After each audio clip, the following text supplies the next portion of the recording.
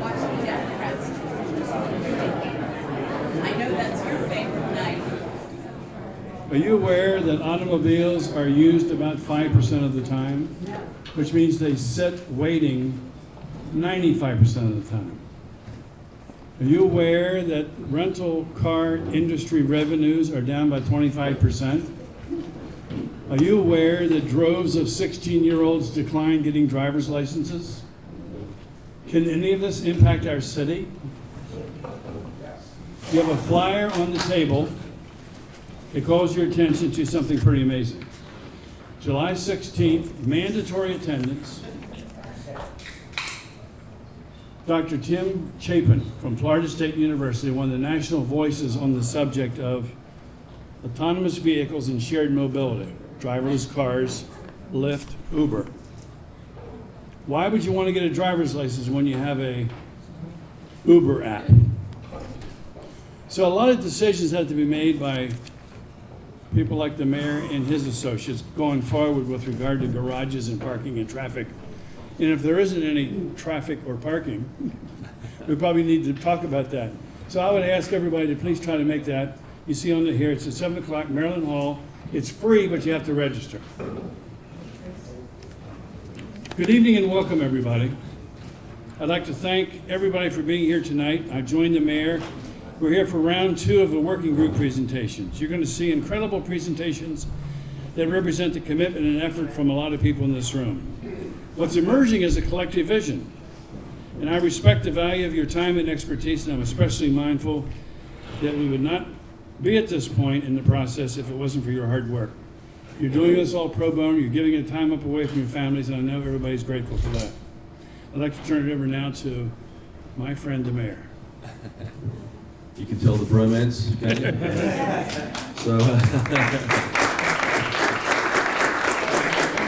I'm so excited to be here again. I mean, this is amazing. We have so much talent in this town and so many people that I know you're here because you love Annapolis. I know you're here because you want to leave this place better than where you found it. And so thank you for all the time that you are giving. I just want to reiterate one of the points that I thought was amazing in Joe Riley's presentation. How many people came to the Joe Riley event? So I wish some of the city councillors came. So what I loved about that event and what I thought was an amazing takeaway for me was how he talked about, the need to, when he talked about, some public housing they were trying to tear down, but he said, let's make it great, let's make it beautiful. And then he talked about that story about the one guy, the bipolar guy that used to go to one of his parks every day and sit out and look at the water, and he went up to him one day and said, "Why do you do this?" And he said, "I just come here because it's beautiful."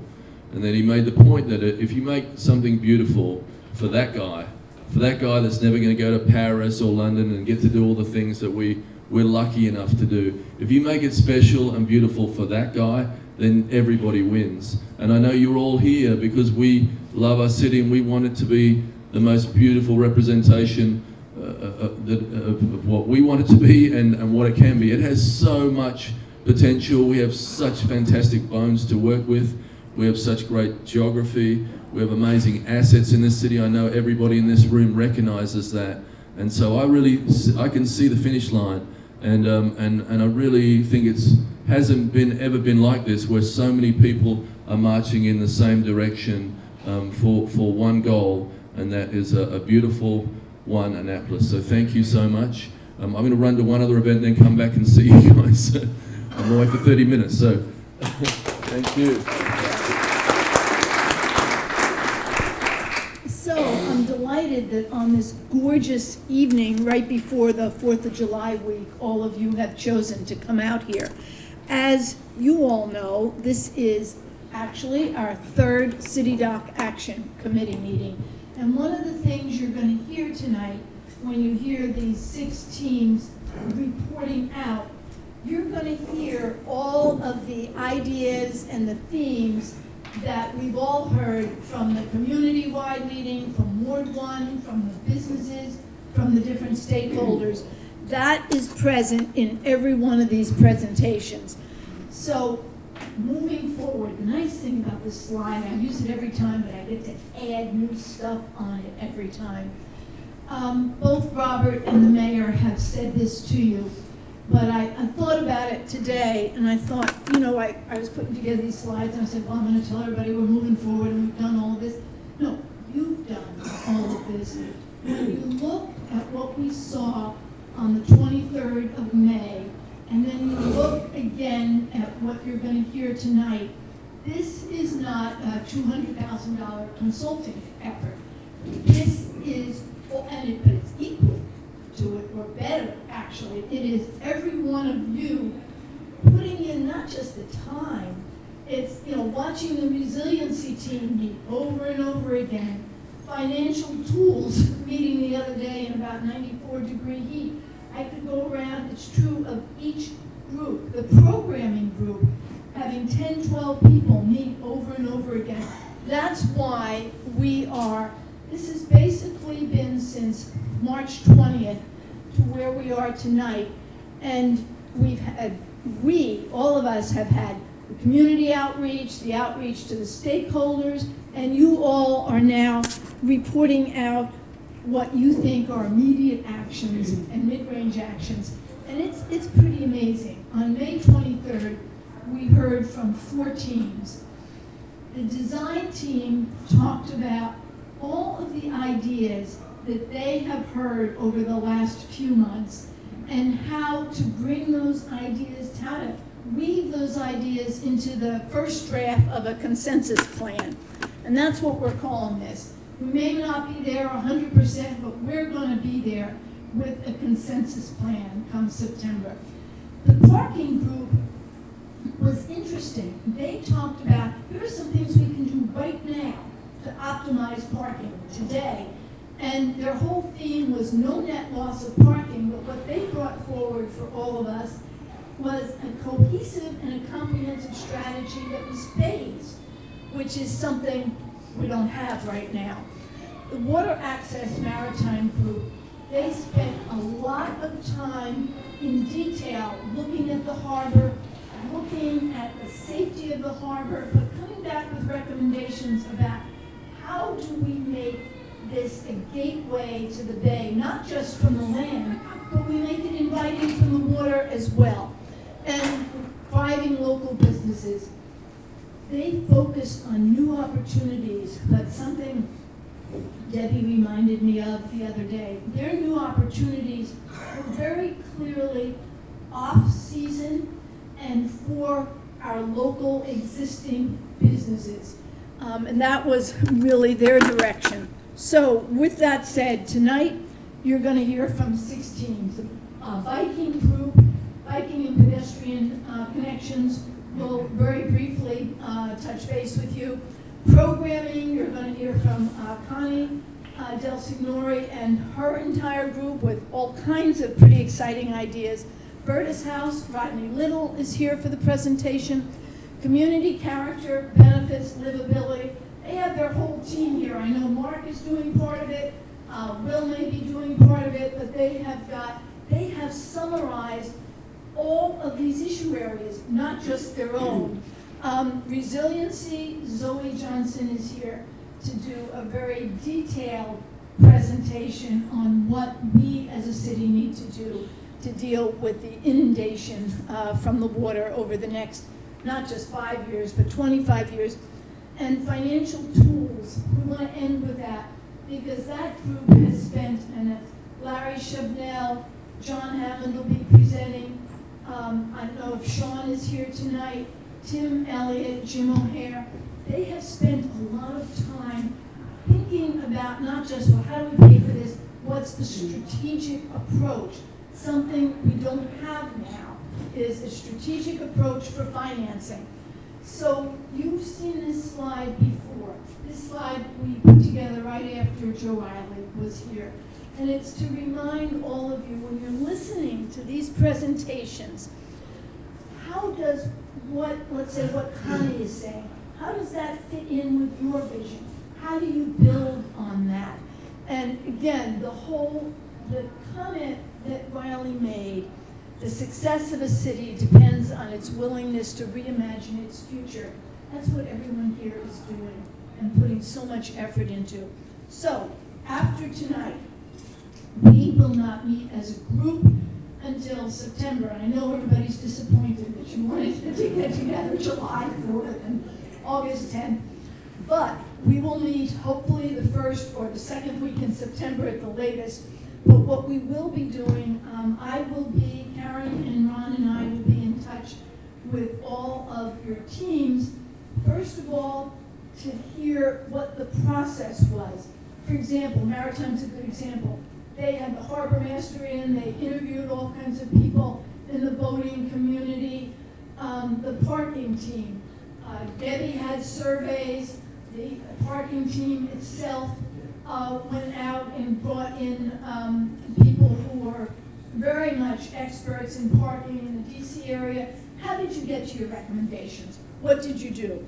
The next part you all have, immediate and mid-range actions. Do you need any phasing? Do they need to be coordinated with anything else? For example, the design team is now coordinating with the resiliency team. And the last is measuring success. In talking with Doug the other day, who I think is here, he said to me, you need to be able to measure. In a year, we need to come back and say, okay, have we succeeded? What is success for resiliency? What is success for maritime? What is success for programming? So those are the things we're going to ask each of you, and we hope by September to have all of the bones of all of that together for all of you to look at. We also have a city council workshop. I think it is the 17th or 18th, it's a Thursday, the 18th of July. Bertus House will be having a workshop with the community, and the business team is going to be having a workshop with the city dock businesses. That's July.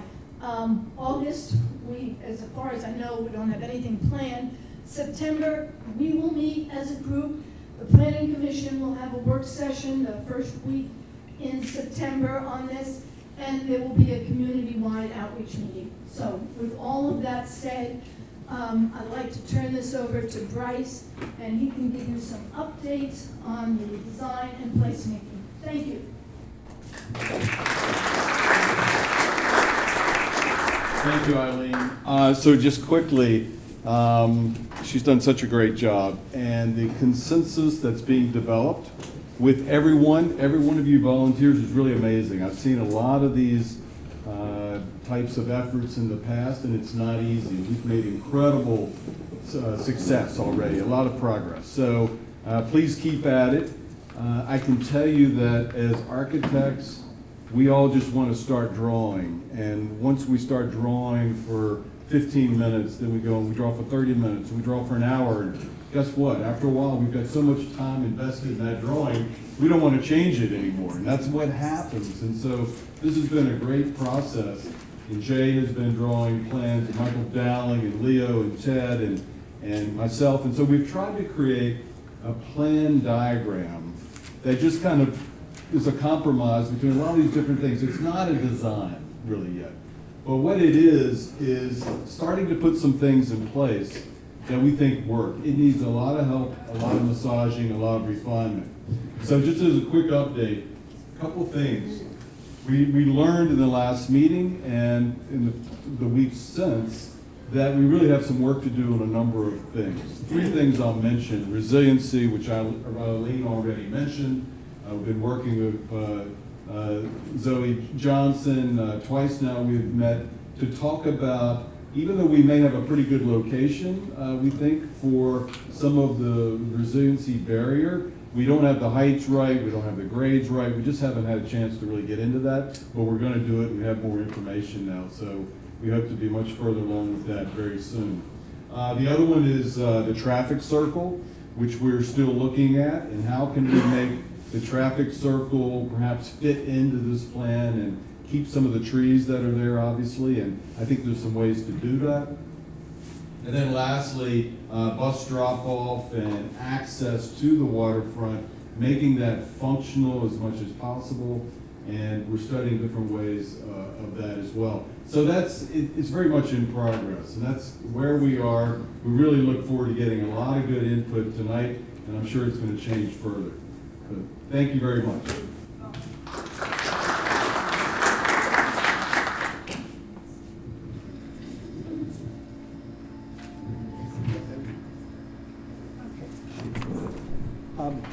I'm Ron Jericho. I'm not sure I've talked to the group before.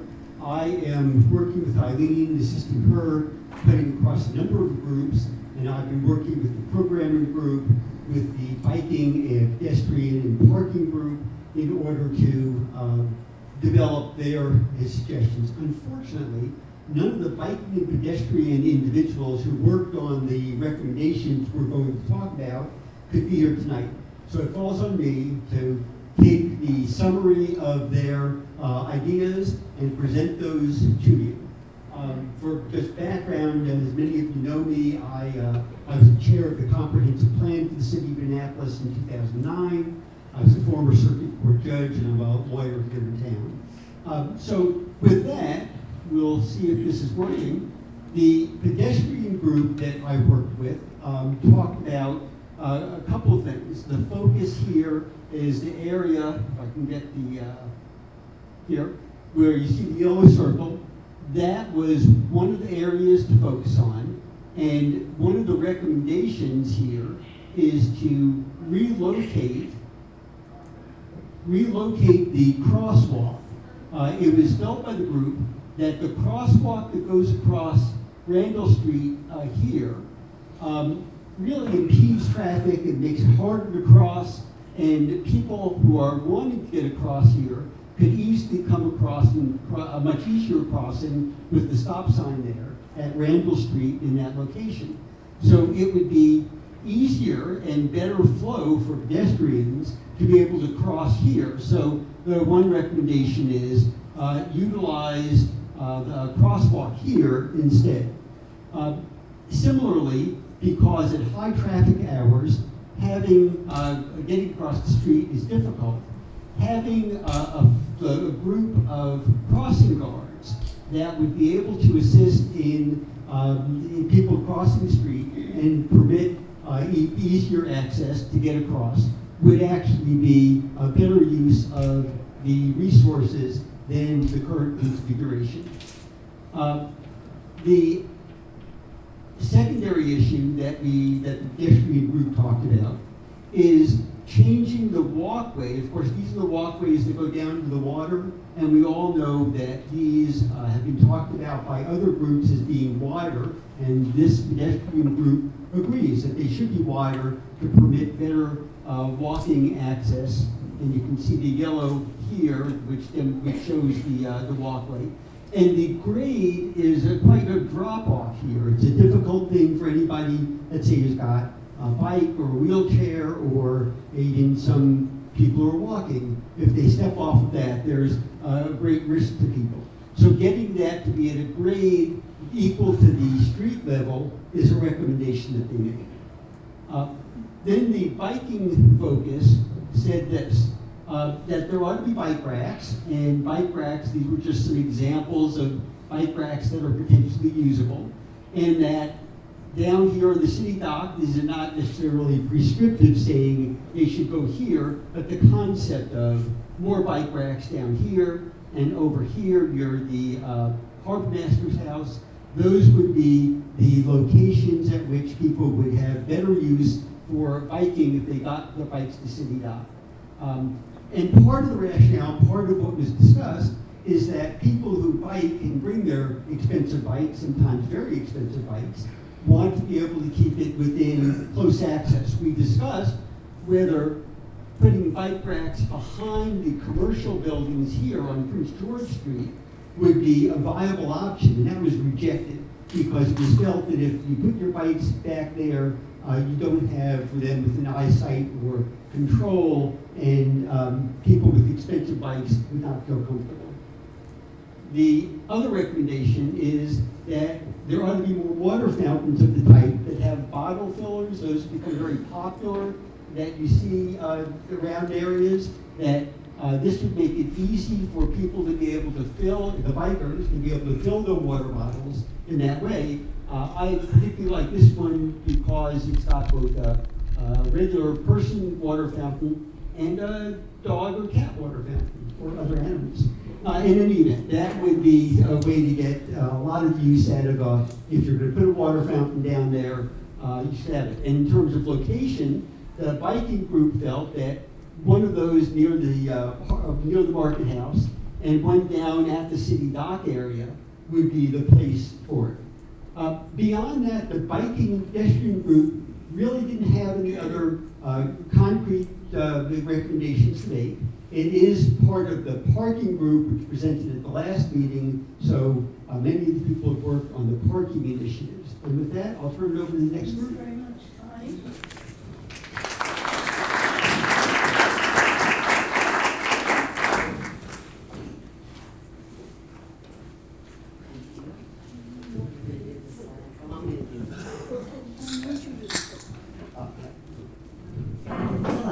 Hello. My hope is that we never meet again as this organization talking about the future of City Dock. Well, we have to meet in Because September. it will be done this time. That's my hope. We've all been through this process, and this is the time we get it right. The first slide is City Dock, just in case we forget what we're really talking about here. It's the highest profile location in the city for everyone. Visitors, residents, businesses, and voters. If you look at that, how important it is. It serves all people, regardless of economic circumstances, ethnic heritage, age, race, gender, every person coming into downtown Annapolis. It is the jewel of the Annapolis crown of who we are. I want to tell you that my group, and I hope you'll raise your hand or stand up or something, the programming group, go ahead. Such a great group. We have nothing so exciting to report to you, which I think is amazing. They have talked about things that will work and are practical and we can pay for and will get done. This was a group that said, let's be smart about what we need to do with the city. And what a pleasure it was to work with this group of people. So in the next slide, the Annapolis City Dock programs, as we decided, should endeavor to educate, enlighten, and entertain visitors of all ages, diversities, and be accessible. To enhance the seawall display, to honor, display arts, history, and culture. Next slide. Thank you. Right now, we have some programming that goes on right now, which is very positive. And again, going back to my programming group, these are activities, events, and programming that are very low-key, that visitors show up and are very surprised to see how wonderful, clever, and interesting and fun these things are. And residents can enjoy on a daily basis without a lot of road closures, hoopla, and all of that. So, regularly conducted events. Once a year, we host the City Dock hosts the annual sailboat and powerboat shows, which is wonderful. We want to maintain that because it's so important to the city of Annapolis. But we're also a place where families come and they have ice cream, where they just show up and enjoy the tranquility and the loveliness of the city of Annapolis. We don't want to lose that. There are many other days of the week that there are activities that could go on. We know that there are 7 days of the week. And we talked about needing to get people to City Dock, transportation. And we don't care if it's the Budweiser truck that takes people there. That's okay. We need to make sure that we have regular circulators,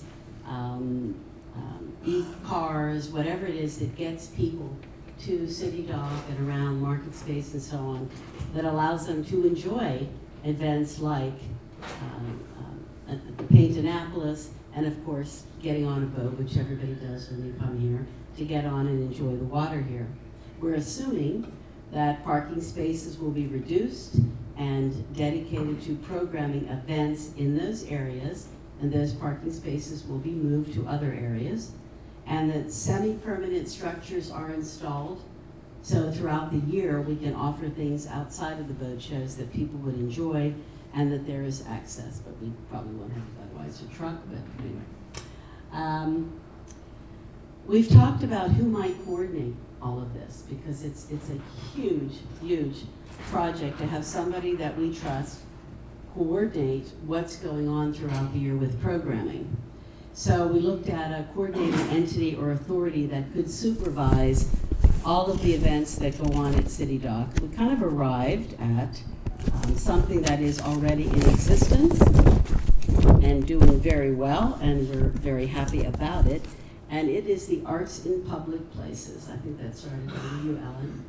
The Arts in Public Places Commission was established by the City Council as a centralized body to oversee the selection, display, and maintenance of visual art, production of performing arts, and it's a volunteer group consisting of 9 members, one from each of the 8 wards, appointed by the mayor, who each serve 3-year terms. They have been successful at the programming that comes into City Dock, and what we would like to recommend is that the city release the maximum amount of AIPP funds that are in there, consistent with the city code, with that money to hire additional staff to ensure diversity, accessibility of activities, and planning continues. This is an amazing group of volunteers that have been successful in things like, the tango that they have at City Dock. Why not take this group of volunteers and enhance what they can do with enough dollars to help them do their job even better? You want a different slide up? No, the next one you had was, no, the signs, yes. We need signage. We need to tell people how to get to City Dock, where City Dock is, how to find the parking garages, the number of minutes it takes to reach City Dock. I deal with this every day at the visitor center. We finally put a map on our homepage that says you can walk everywhere. And while you're walking, it's a great experience because you pass restaurants, bars, and other attractions. So let's encourage people to find out how easy it is to walk places and use signage to help us with that. Okay? We also talked about extending the season. So currently there's an opportunity throughout the summer to have farmers markets. Maybe we have one every day where local people can pick up produce and French bread in the morning, or things that residents would enjoy, that also attracts visitors because they want to do what local residents enjoy. Then occasionally we have tents that are erected to have temporary activities, interactive, participatory events, also spaces for contemplation and passive enjoyment of the harbor experience, murals, photo seating areas where people can just enjoy being at City Dock. And leave that one there, that's good. We talk about history. We want to enhance the seawall displays to honor, display arts, history, culture, including the seawall towards AYC from the Alex Haley Memorial. Walk around the dock is almost always part of any visitor experience, I can tell you that. The walkway should be encouraged to continue from Susan Campbell Park all the way to the Annapolis Yacht Club.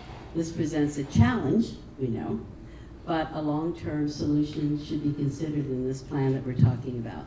Markers for people who landed in Annapolis City, who are our city founding fathers. That is important to the people who come to visit us.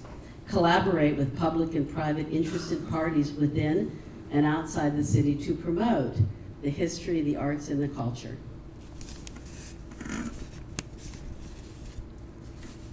And next, we want it to be a place that is easy, that people enjoy.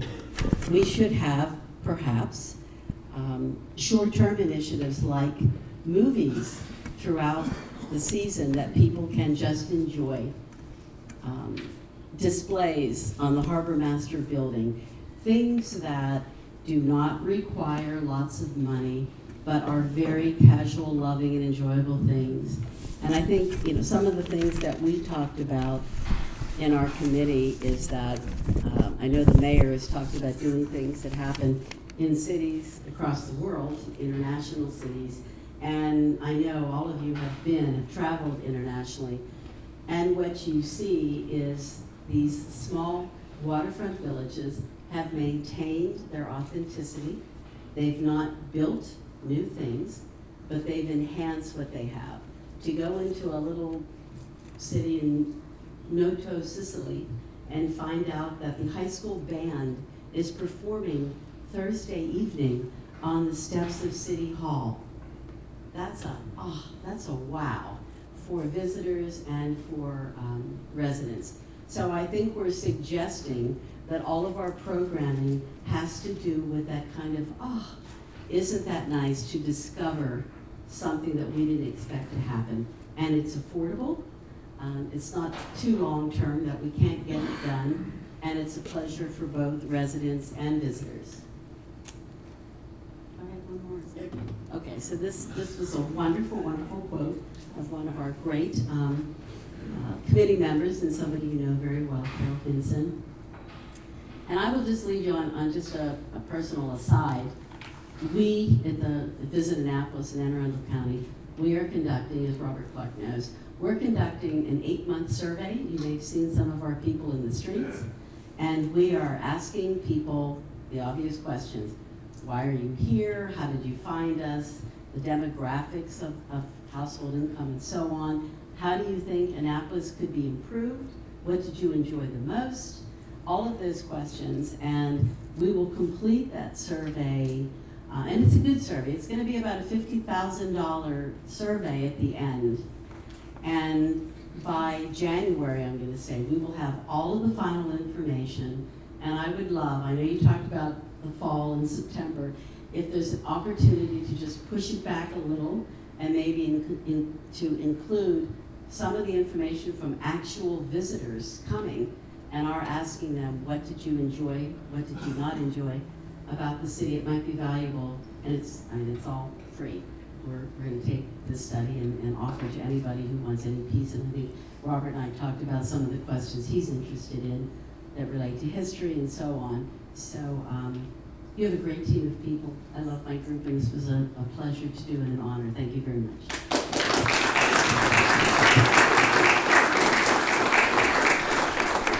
Thank you very much, Connie. Rodney Little.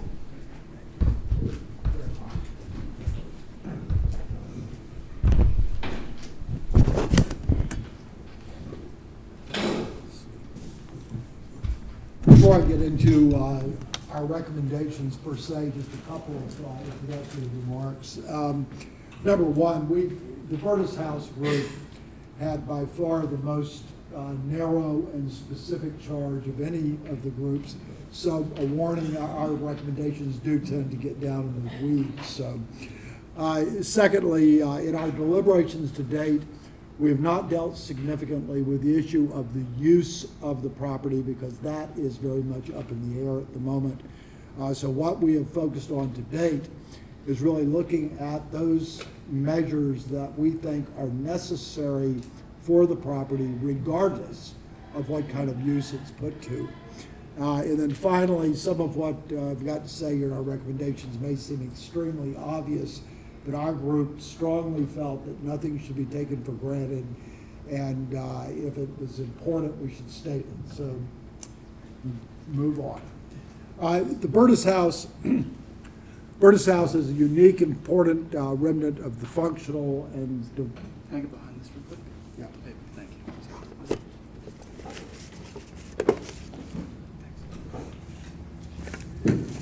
The Burtis House is a unique and important remnant of the functional and developmental history of City Dock. It is one of the last surviving remnants of the historic maritime neighborhood that was known as Hell Point. that existed for quite a long time until it was largely destroyed by expansion of the Naval Academy in the mid-20th century. We believe that the building is significant and should be preserved. Its significance is really not tied to the house per se. It's a good, typical example of a waterman's house from that area. But really, its significance is tied to its historical function and its location, and so we recommend that it should not be moved to another site. In terms of immediate actions, as soon as feasible, the house should be mothballed if it's vacant. If it's not vacant, if it's not vacant or if it's vacant, dry flood-proofing measures need to be taken immediately to protect it in the short run from future flooding. By the short run, we mean 1 to 2 years. Secondly, as soon as a long-term owner and use is determined, the house should be elevated to FEMA standards. In this case, it'd be about 3.5 feet. The grade of the site also should be raised to approximate the existing relationship between the house and grade as it is today. This one may seem obvious, but we felt it was important.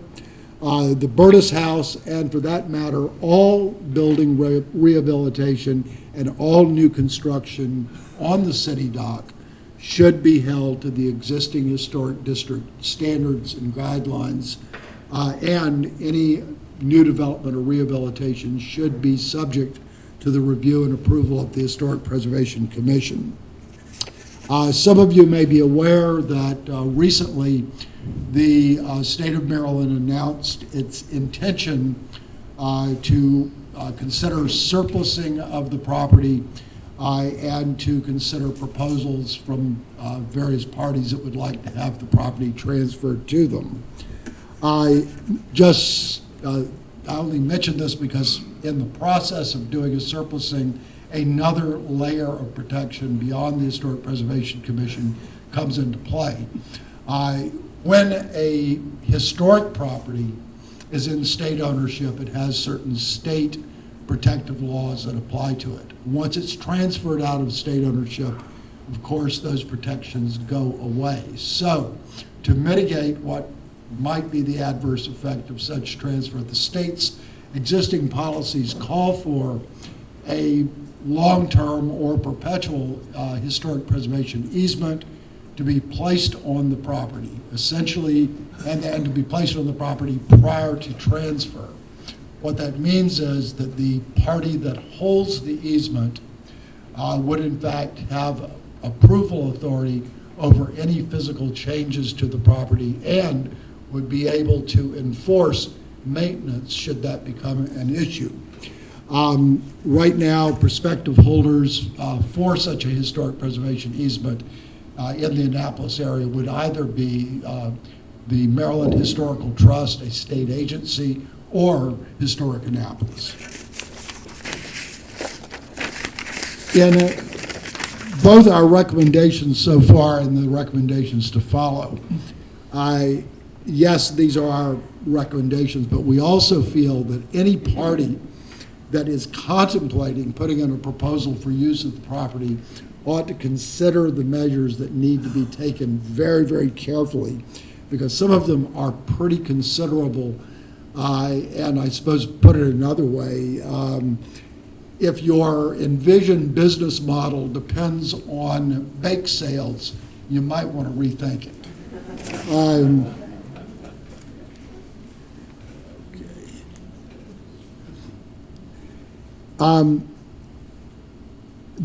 I mentioned potential uses, and we have not really gotten into those, but there have been a number of potential uses that have either been identified or self-identified to date.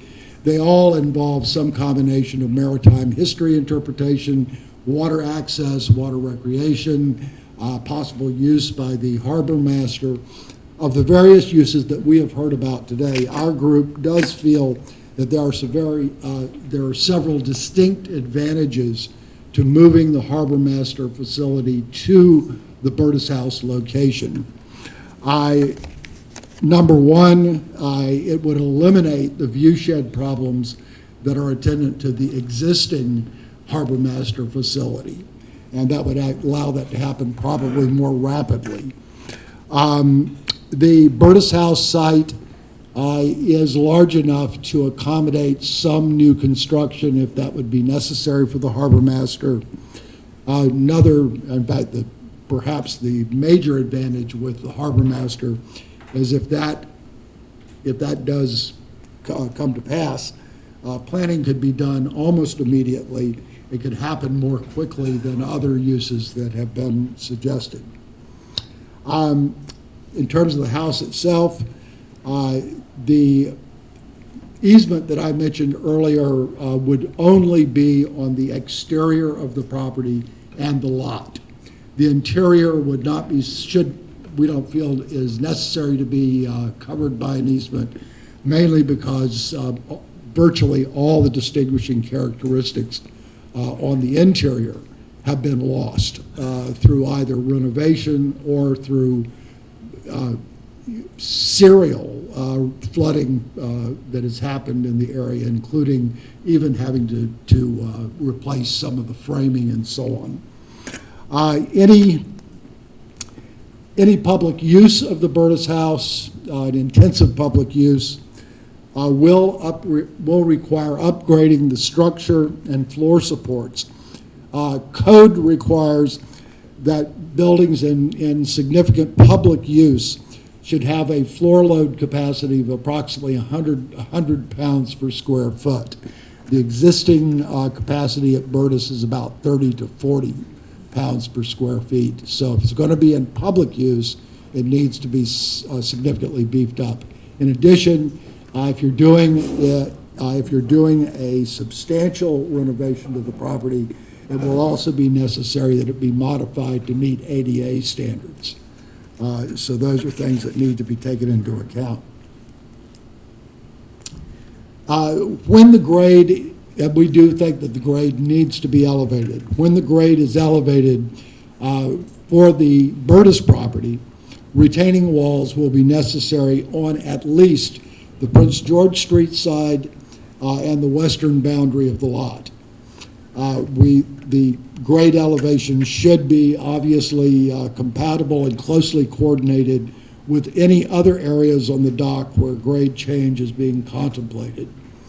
The committee supports new construction primarily on the vacant lot next to the Burtis House as opposed to the rear side of the property. The reasons for that, on the rear side of the property, while it could conceivably accommodate some minor addition, it runs the risk of further compromising the view shed. The vacant lot itself was historically a part of a row of buildings that ran all the way down the block, and putting a new building on that vacant site would allow us to retain the historic rhythm of the streetscape. Our working group does have concerns about the proposal by I believe it's the design group, about the proposal for using the currently vacant lot as part of a circulation route for vehicles in that area. Among other things, the turning radius, particularly for buses, will be extremely tight. And secondly, if a retaining wall has to go in for the Burtis House, which it will in that location, that will make it even tighter. A few more things about construction.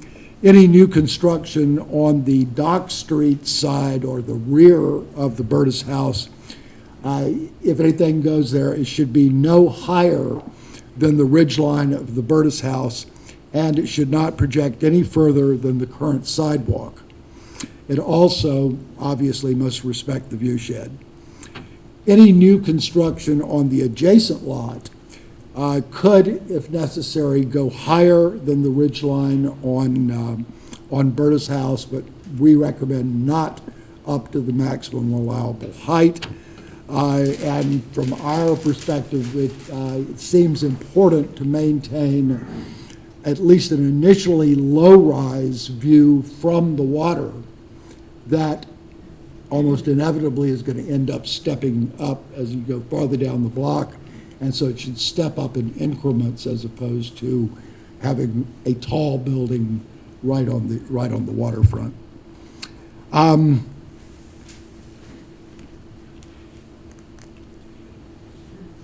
It is another given, any ground disturbance at the site will necessitate at least a phase 1 archaeological investigation. Based on what we have seen, that probably in addition to a phase 1 investigation, would probably be appropriate to simply have monitoring during excavation periods as opposed to any kind of full-scale excavation initially. And of course, the time to do it would be after the building is raised or during the process of raising it. Another recommendation, the electrical panels on the dock that service the boat shows should be relocated to eliminate the visual barrier and the clutter obscuring the waterfront view. And then finally, we see the Berta's house and really everything that is done on that side of the dock as an opportunity to reinvigorate that final block of Prince George Street. As well, we think that a lot could be done to enhance the space in front of Barry Gate, which today is the primary pedestrian entrance to the Naval Academy. That's it. Thank you.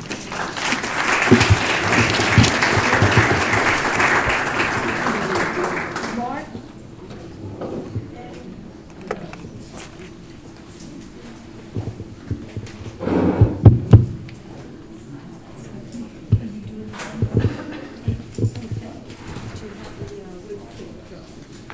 She's right here.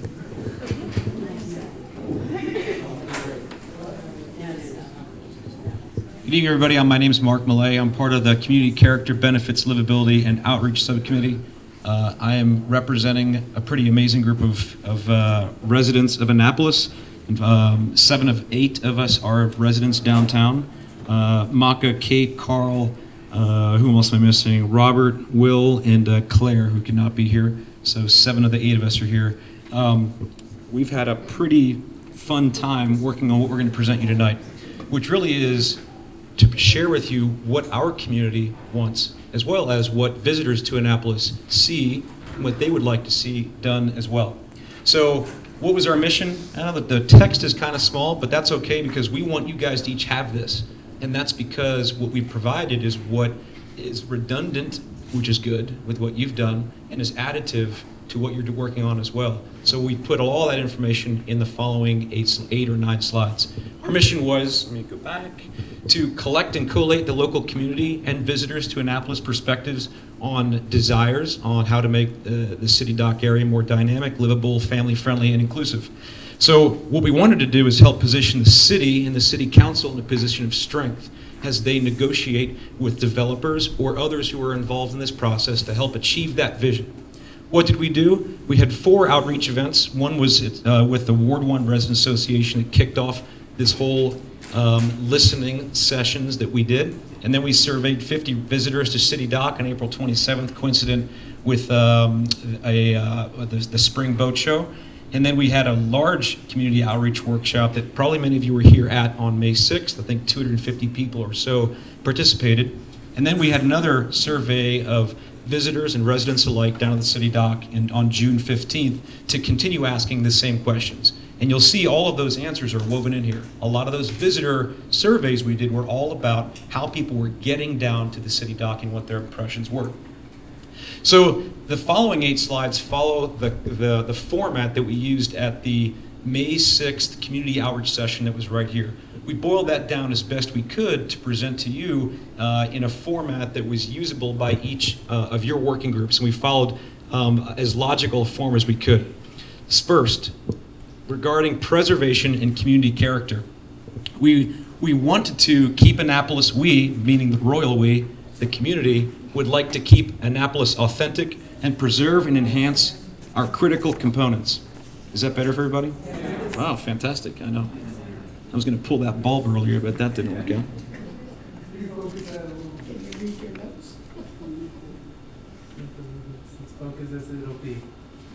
So don't worry, I'm going to hit all the bullets for you, and again, you'll get these later on. So we want to keep Annapolis authentic. How do we do that? Well, we want to embrace our maritime history and heritage as a working seaport. Everything should funnel people to enjoy the water and the land-water interface and celebrate how it shaped Annapolis over our nearly 5 centuries. And a lot of what we've talked about tonight, from the Burtis House to programming, really accomplishes that. We believe that we need to let our food lead the way and include things. It shocks me still that you can't get crabs in downtown Annapolis in an easy location on the water. I know there are some locations, but that surprises tourists too. But not just seafood, cultural food, soul food as well. But our food should lead the way. Our views should keep people coming back and not wanting to leave. And our hospitality, stewardship of the bay, and inclusiveness should inspire people to want to return time and time again. So how do we do all that? Well, we're going to talk about that in the next 7 slides. But when it comes to our preserving enhanced critical components, awesome presentation on the Burtis House. Your community agrees completely with leaving the Burtis House there and using that as a centerpiece of doing all of this, as well as the Alex Haley Memorial. Don't move that. Incorporate that into any plan and enhance it. So now let's get to placemaking and the public open space. What does the community and tourists want? We want 3 more things. More of a pedestrian focus, more of a family focus, more representation of our culture, history, and future. This is no surprise to you guys. This is the drum that everyone's beating. But we're just reinforcing this. So let's talk about pedestrian focus. That was a great rundown, Ron, you gave of the pedestrian access between Randall Street and Compromise Street. Virtually everybody we talk to says that is the most important thing to improve pedestrian access of Annapolis. So, and of course, everything we talk about from every group has got to be 100% ADA compliant. More of a family focus.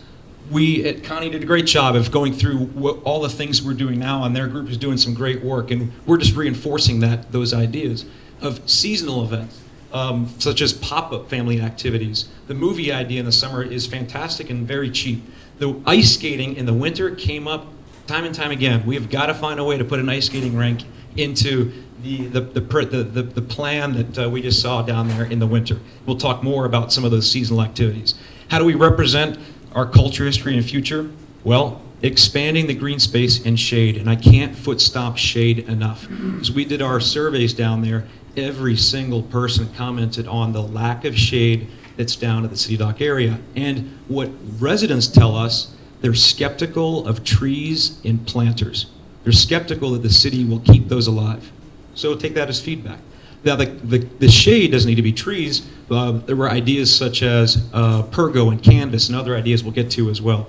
So the space for entertainment is going to be very well received, as well as public congregations and speakers. We have heard a lot about the days after the Capitol Gazette shooting, when the mayor was down at the City Dock. Were a lot of us down there for that event. And what was shocking to all of us?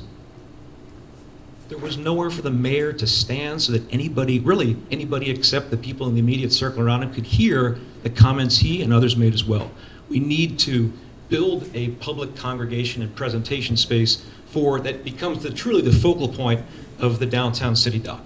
Next, we all want to maintain current height and bulk standards. That is an assumption that residents have foot stomped and are insisting on.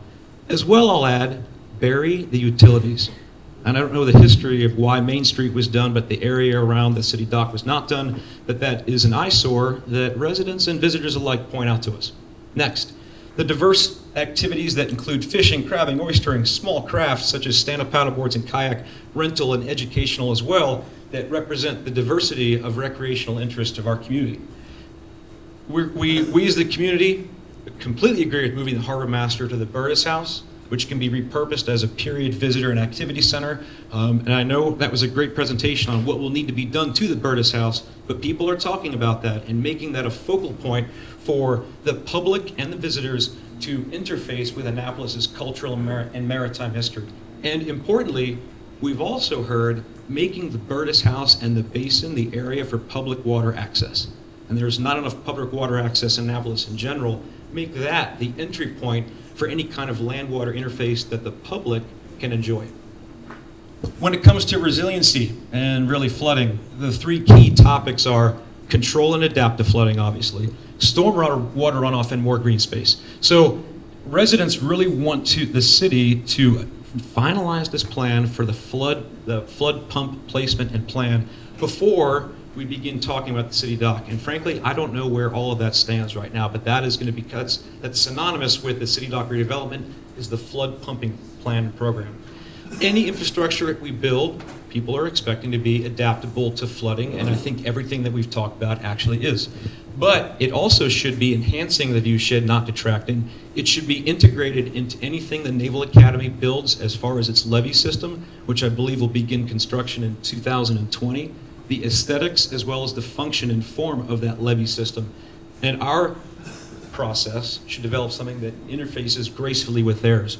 Whatever we decide on, and I know the placemaking group has done a marvelous job on this, the citizens of Annapolis expect us, are hoping for something that is designed to flood gracefully while protecting the programmable space behind it so that it can be continued to be used, whether you're on a bike or you're with your family, or if you have an umbrella, that it can still be used and not be flooded out, of course. And of course, all this will take land management for best practices for flood control. How about stormwater runoff? Well, we can't forget that we have a big hill called Main Street and the other streets that funnel water down to the city dock. Let's not forget that runoff is what's contributing to the quality of the water there. So let's look at looking at the impervious surfaces uphill from the city dock and how we can improve those in any plan simultaneous with that. As well, let's talk about putting traps to collect waste like plastic and litter from our storm drains so that material doesn't flow right into the Ego Alley area, and a catchment system for nearby streets as well. Green space, it goes without saying, but what does the community hope for? Shade at city dock, trees, pergola, canvas within the view shed guidelines, but shade continues to come up. And then, don't forget the Market House, and I know looking at Bryce's latest conception, there's a lot more green space around there too. Next is parking, biking, and pedestrian access. We broke this down into 4 areas because we included mass transit in our conversation. So what is the community looking for when it comes to pedestrian access? I think, Ron, your group has already nailed it in those 2 key crossing points. As well, you had a slide in there about the traffic circle. So what do residents say about the traffic circle? They say that it's wasted space better devoted to people. Next, wider, more elegant, inviting pedestrian walkways along the water, which I think is what Bryce and Ron, I think you went into as well. And the water bottle refill station is going to keep coming up. Those are very common in every major American city now. And I love that you brought up that combo water bottle filler, human water fountain, and dog. And you said a cat water fountain, but I'm not. I want to see this. But dog infrastructure is critical. But those single stands, single points will make Annapolis Green very happy. You know, Elvia is sitting right there. They have their Annapolis tap concept. People are bringing water bottles and they don't know where to fill them up down there until they find that one water fountain. It's a great idea. Biking. Okay, so we know we need to improve bike access into the downtown area with visible bike lane or symbols indicate bikes are sharing the road. But we want it to be connected to bike arteries throughout the entire area. We as residents, our feedback is be careful about bike infrastructure through downtown. And we don't want to talk about the mayor's bike lane proposal for Main Street because that is what I think people are referring to when they say be careful about through downtown. But residents of Annapolis are really excited about interfacing exterior arteries into the downtown and to any reconceived city dock area. Importantly, all those bike lanes should be woven through any green space we have down there as well. So don't just think pedestrian walkway. Think about how those bike lanes that come from those exterior arteries can weave through that area as well, so the family can take their kids on a bike ride through this space. Next, all bike lanes and bike infrastructure should be with traffic, as well as the bike rack conversation, which Ron, your group, brought up pretty successfully. Let's talk about parking. Okay, so we learned a lot. The predominant opinion amongst residents is that the more cars we remove from City Dock while maintaining a net zero loss, the happier everybody is going to be. And that's a pretty much a universal opinion. So what comes next, though, is... Can you repeat that? Sure. Yeah. The more cars we remove while maintaining net zero loss, this is more cars we remove from the City Dock while maintaining a net zero loss in the downtown area, the happier residents are going to be. Step one, however, everybody is expecting, I say everybody, and again, this is the royal we, the feedback is citizens are expecting step one before City Dock parking begins to be removed, is to rebuild Hillman Garage to be a more efficient, tech-enabled, but conventional garage, meaning the adaptive reuse concept is not very popular because of the perception out there that that's going to be a much more expensive garage than a conventional garage now, and apparently people also believe cars are here to stay for a while. Does everyone know what an adaptive reuse garage is? That's a Hillman Garage until 2040, and it's Hillman Condominium Complex 2040 and on. Okay, next, improve Annapolis's digital signs with current parking garage occupancy and/or an app that conveys parking availability and shuttle circulator information. Currently, there is a circulator app that, whether it works or not, I've seen it in both not working and working, but it does exist.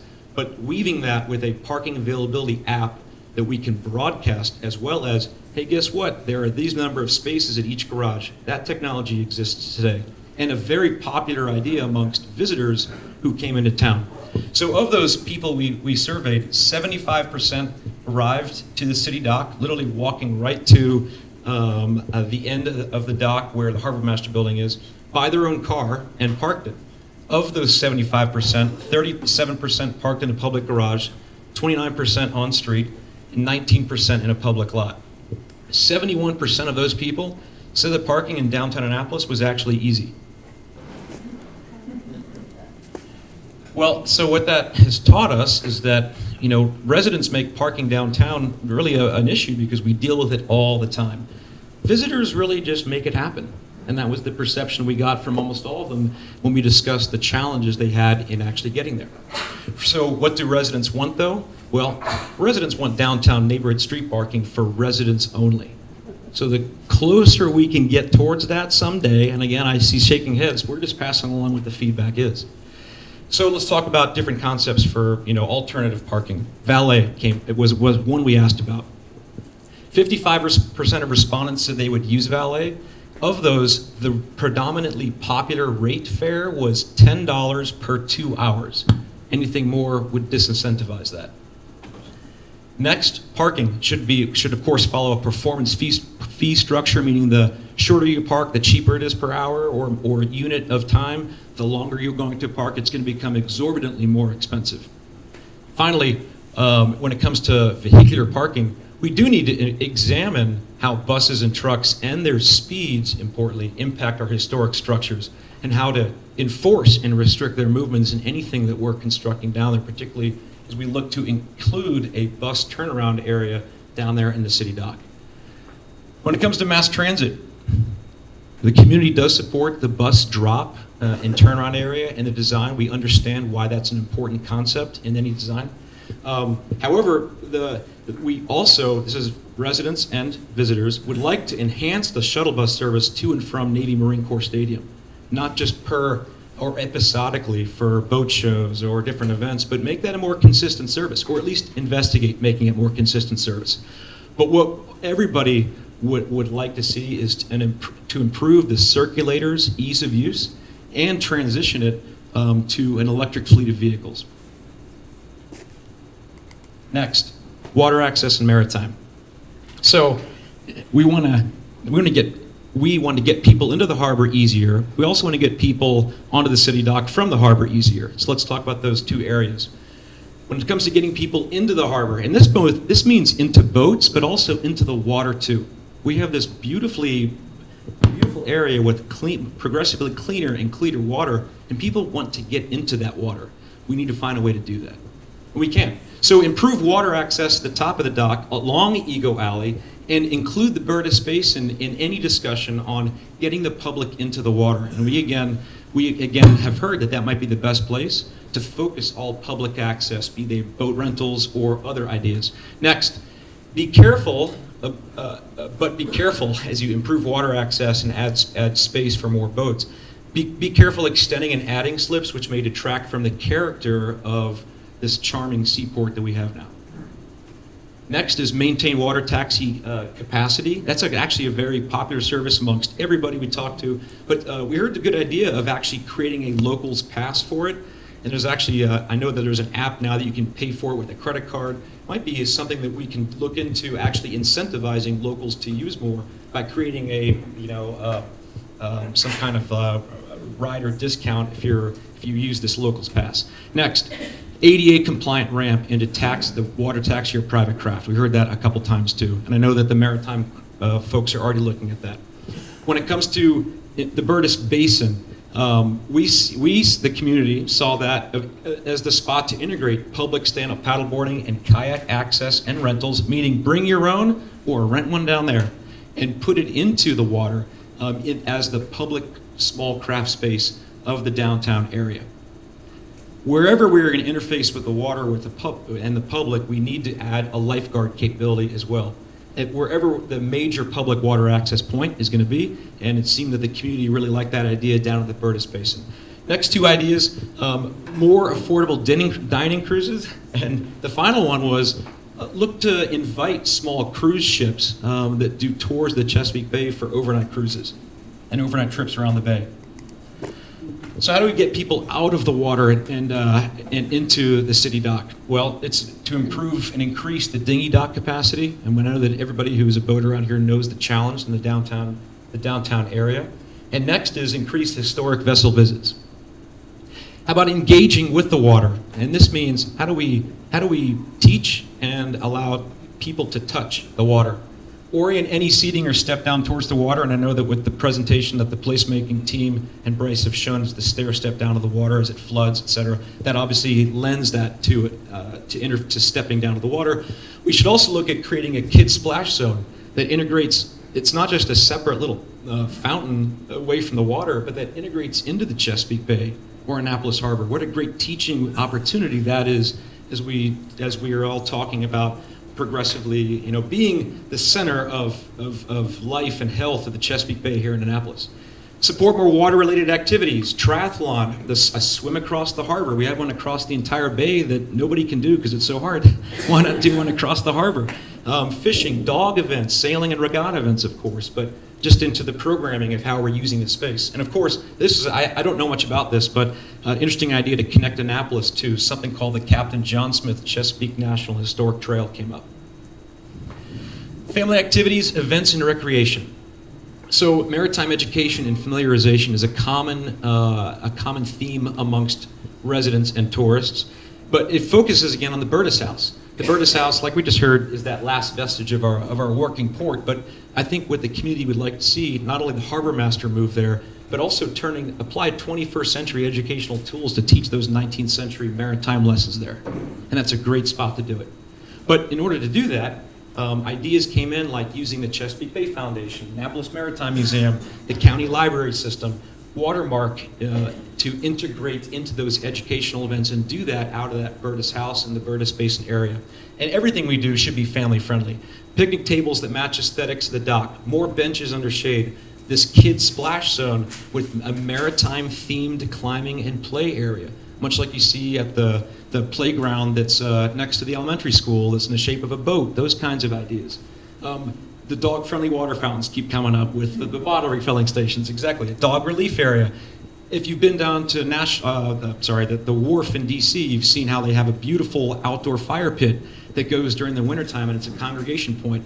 We should look at doing something like that, a natural gas fire pit during the winter months to become a focal point for gatherings and congregations. As well, the community would really like to integrate the Newman Street Playground that I just referenced into any conceived plan. And I think in Bryce's plan for the placemaking team, there's actually a wheelchair, ADA accessible ramp to and from along, it looked like it was along Newman Street that interfaces those two areas. Next, multi-generational family programming compatible with the historic district. And I know Connie hit a lot of this, so this is redundant, but again, that's why we're doing this, is to give you confidence that the community really supports these ideas.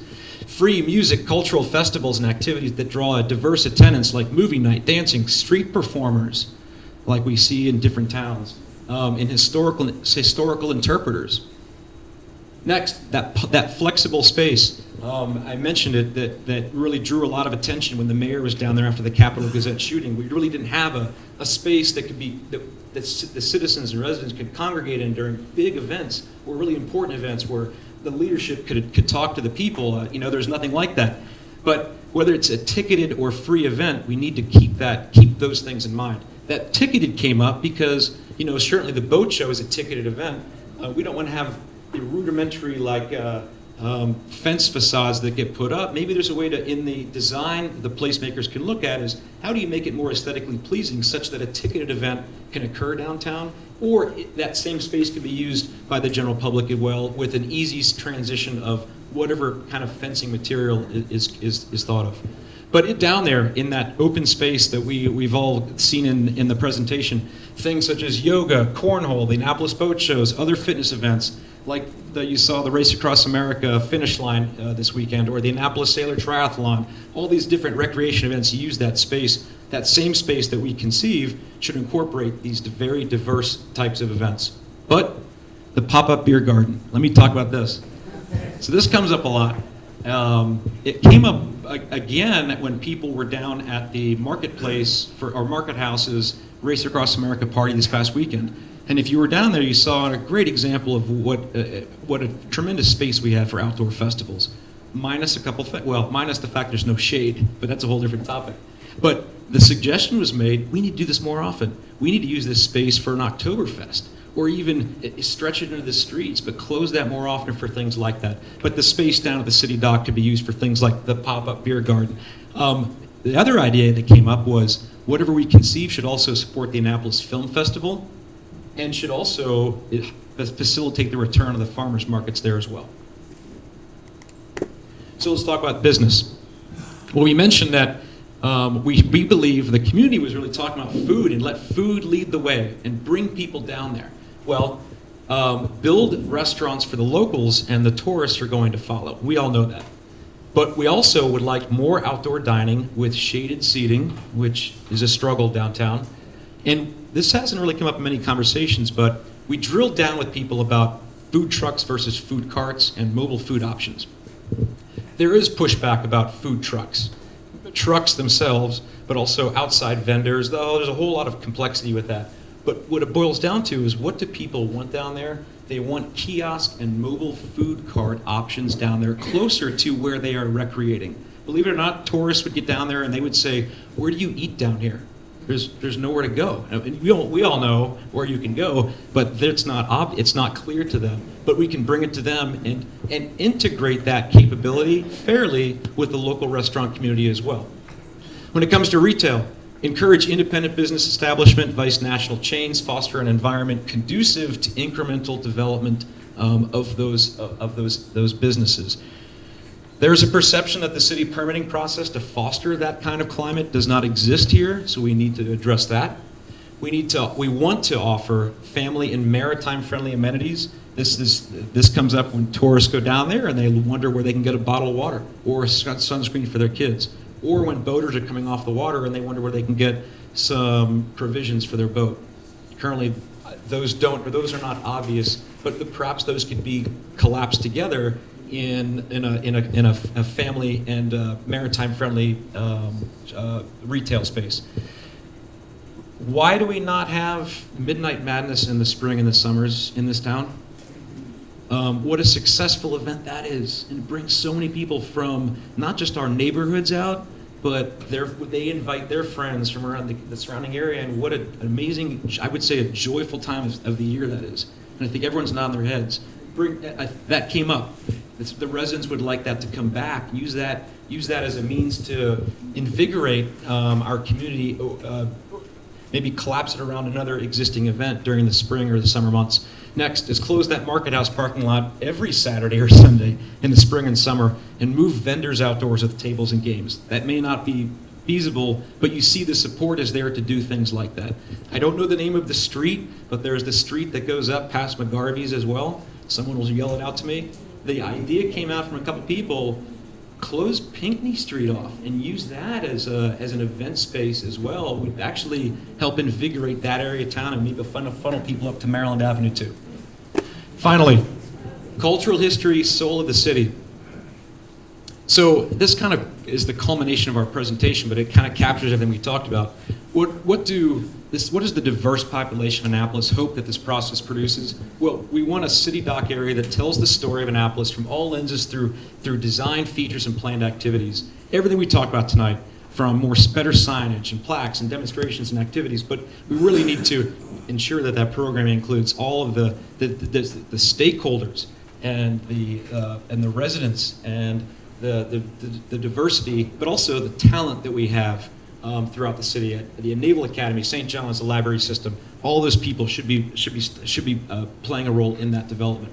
Festivals and recreation that is diverse, accessible, and affordable, that represents Annapolis to all of the wards, and that includes multicultural, music, and children's activities, but that also means affordable food options.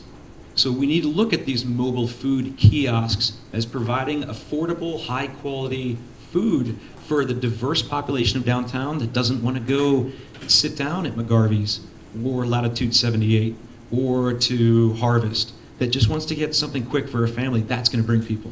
So look at those kiosks as a really cool way to encourage diversity down at the city dock. Next, fewer cars, more green space. Yeah, no kidding, that's why we're talking about this stuff. But better landscape, green space, green walking path around city dock. This is what the diverse population of Annapolis is hoping we're doing, and we know that we're onto that. Lighting that's attractive and welcoming. I haven't heard that very much, but that was an interesting point of input. And of course, fewer cars. So, with that, thanks for your time. Poor Zoe, she gets to follow this.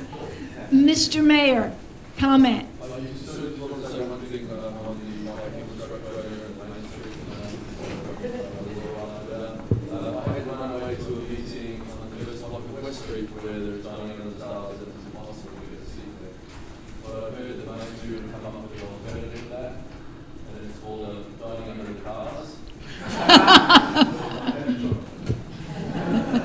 Thank you.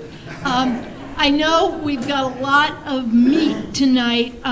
Zoe is going to talk to you about resiliency, and then John Hammond is going to tell us how we're going to pay for all of this, which is some heavy lifting. So there is some food in the back. Give us just a few more minutes, and you'll get to hear everybody's ideas. Zoe.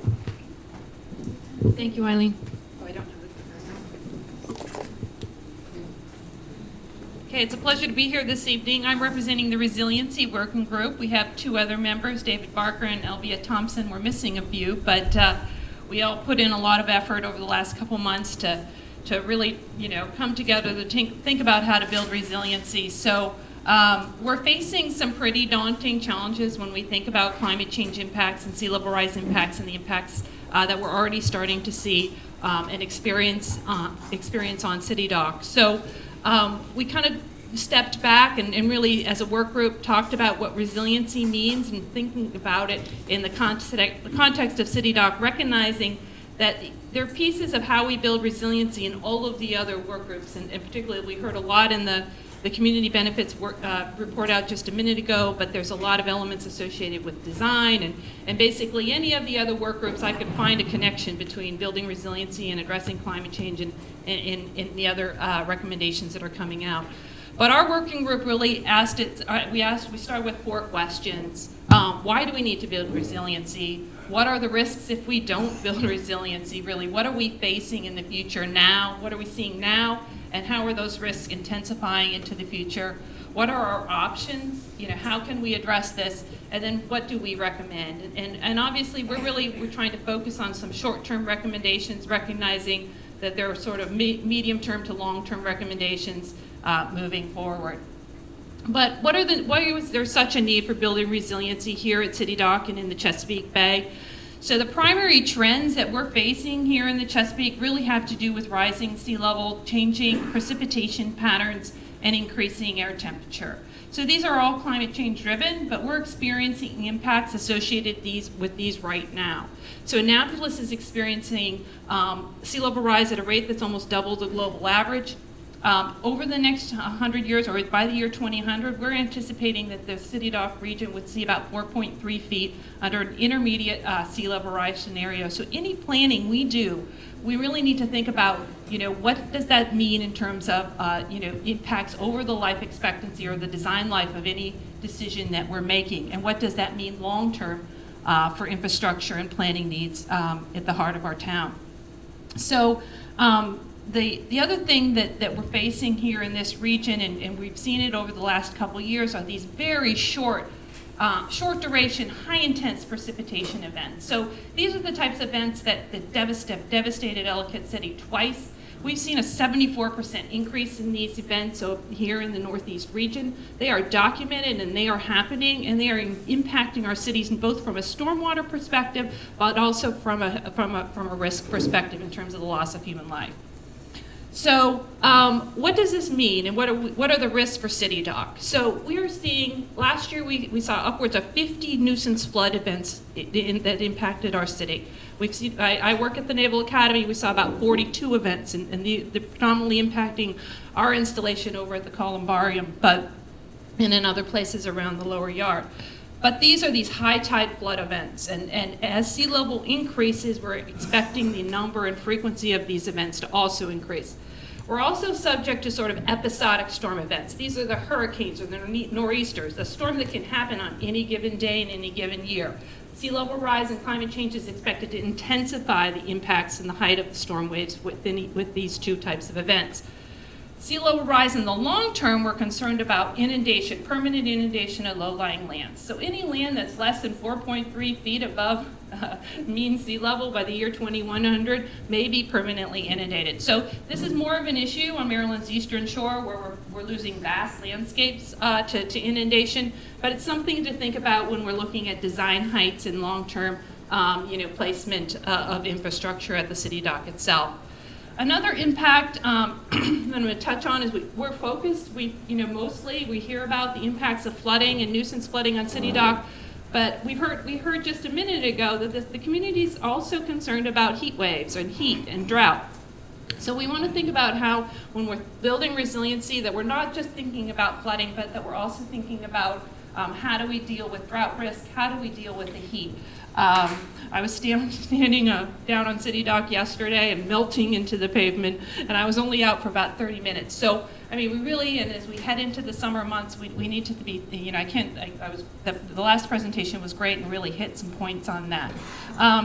But the heat is also an issue when it comes to stormwater flooding. So when that stormwater hits on a hot summer day and it's running down Main Street, it's carrying hot water into the Chesapeake Bay, which is also, as the water temperatures are increasing in the Chesapeake Bay, they've increased about 2 degrees on average over the last 60 years. The water temperature is increasing within the bay itself.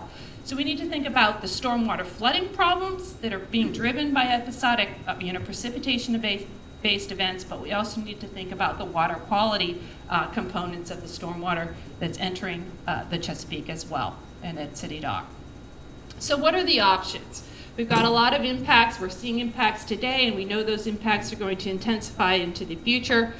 We looked at infrastructure-based planning, the responses. You can do shore protection. We've got seawalls. We can protect our shoreline from erosion. Seawalls and revetments themselves often aren't a flood protection device, but they serve that function.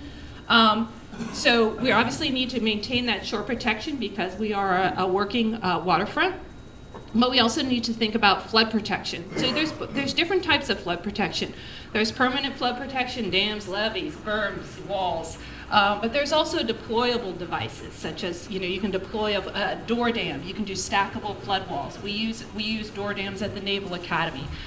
We also have flood walls built into the walls of buildings themselves. So Hopper Hall, the new cybersecurity center, has a flood wall that's built into the wall itself at about 10.5 feet of flood protection. We also are using pumps and drains, just like the new nuisance flood measures that were just installed down on City Dock.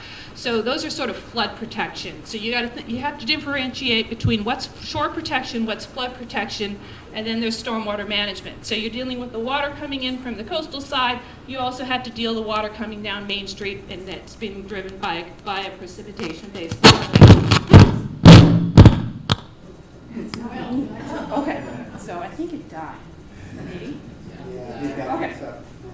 So, on the stormwater front, you can use both gray and green practices. So you can use green solutions, you can use, rain gardens, and you can also use gray infrastructure practices, build infrastructure to help deal with stormwater. Then on the right-hand side, there's a lot of, planning and regulatory and policy-based measures that we can implement to help build resiliency as well. The City of Annapolis has a number of sea level rise strategies that have been developed over the last few years. There's one for the City Dockside, there was one for Eastport.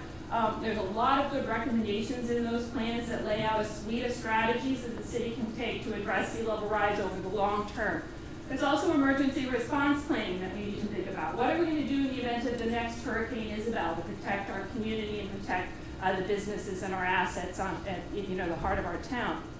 There are land use planning, floodplain management standards that can be used to help, avoid putting critical assets or avoid, putting a new investment in a certain area that's more vulnerable, looking at land use codes, enhancing building codes and infrastructure design standards to accommodate for sea level rise and other flood impacts. And then there's environmental policy. So there's a suite of, I would call these tools. There's some infrastructure-based, some planning, regulatory, and policy-based, and you want to really think about how to use a mix of them when we're thinking about our strategy for this community. So what were our specific recommendations moving forward? So our recommendations really are that you need to design with the long-term impacts in mind, recognizing that the issues that we're seeing today are likely to intensify in the future. So that includes the more nuisance flooding. We recognize our vulnerability to coastal storms. Hurricane Isabel was a Category 2 hurricane, where it actually was a tropical storm when it entered the Chesapeake Bay, but it carried a storm surge of a Category 2 storm. So it had about a height of about, I think, between 6 and 8 feet when it entered the Chesapeake and hit Annapolis. So we need to think that the height of that storm could be greater as sea level continues to increase in the future. Recognizing we have to deal with our stormwater, those high intense short duration storms I've talked about, see long-term inundation from sea level rise, and then these extreme extreme events. These can be precipitation events, these can be tropical storms, but they can also be heat waves. So we need to think about how to build resilience to those. We recommended that we want to look at a multi-layered approach. So not just one infrastructure solution, we want to look at that broad suite of tools and think of how we can use different mechanisms to address and build resiliency at the City Dock itself. There are 3 recommendations. They'll have to do with the infrastructure-based flood control measures that the city is working on right now. We want to make sure that the city maintains its funding for the temporary nuisance flood or stormwater flood project that they just installed. I actually was down with Lisa Greco yesterday, taking a look at those pumps that they put in their stormwater system to get a better sense of how those are working. They seem to be working very well, she said, and we want to make sure that the city maintain funding for those and also explore a temporary solution similar to that on the Compromise Street side. But in the long term, the city, we want to make sure that we're supporting the city as it moves forward and applies for more funding for the long-term stormwater solutions, both phase 1 and phase 2, one on the City Dock side and one again on the Compromise Street side. So when it comes to design and thinking about what the look and feel of City Dock, we recognize that the city moving forward, once we come out with our consensus document, will likely be issuing or assuming an RFP or an RFQ or something of the sort to a firm to help finalize and move forward with a lot of those design concepts. So we weren't really thinking about what format the city would be taking on that, but in doing so, we have some performance standards that we're recommending that any design firm that's bidding on a project or putting together a proposal would incorporate into their design.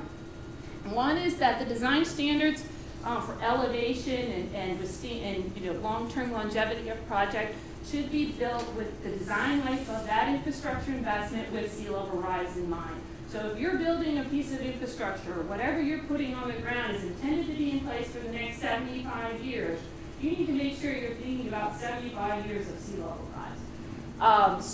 And then I can give some examples of how we're doing that type of planning at the academy, afterwards if you're interested in that. But the other concept is that we want to see if there's possibility to implement scalable flood protection measures into any sort of flood protection. So you pick a design height now. Between at the academy we're using an 8-foot seawall that we're going to build to now, but that structure is going to be built and designed in a way that it can accommodate phased elevation increase into the future or to accommodate for future sea level rise. So any project that we're designing or that we're thinking about for City Dock should be scalable in the future so that you can accommodate it or it can be adapted to allow for future protection as sea level continues to increase. Another design element would be to incorporate, we heard this just a minute ago, would be to incorporate these multifunctional elements into any flood control structure. So you can have a flood wall that also serves as a seating for an amphitheater or a walkway.